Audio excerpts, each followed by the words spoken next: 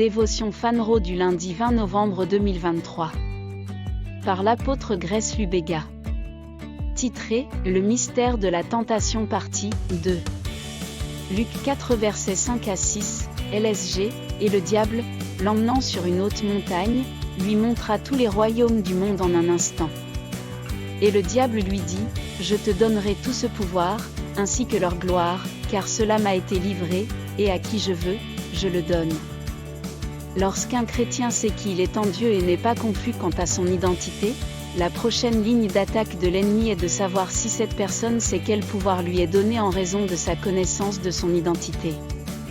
Savoir qui vous êtes en Dieu ne suffit pas. Si vous savez qui vous êtes, le diable cherchera également à vous tenter avec ce qu'il possède dans le cadre d'un échange de pouvoir. Si vous négociez avec l'ennemi à ce stade, c'est parce que vous ne savez pas combien Dieu a mis à votre disposition en raison de votre identité d'enfant du roi. Certains chrétiens ont négocié avec l'ennemi sans le savoir et ont déraillé du cours de leur destinée. Par exemple, devenir inégalement lié à un non-croyant, 2 Corinthiens 6 verset 14, simplement parce qu'il peut prendre soin de votre mère, vous construire une maison et vous acheter une voiture est une transaction avec l'ennemi.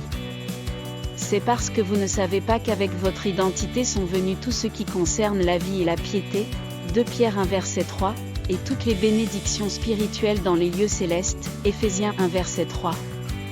En tant que croyant, choisissez de comprendre ce que signifie être un enfant de Dieu. Quel privilège la filiation de Dieu confère-t-elle? De quelle liberté avez-vous bénéficié? À quoi avez-vous accès? De cette manière, vous rejetterez toujours la version ennemie du pouvoir, de la richesse, de la santé ou de la gloire. Alléluia! Étude plus complémentaire, 1 Corinthiens 3, 21 à 23, Jean 17, 22. Pépite d'or, en tant que croyant, choisissez de comprendre ce que signifie être un enfant de Dieu. Quel privilège la filiation de Dieu confère-t-elle?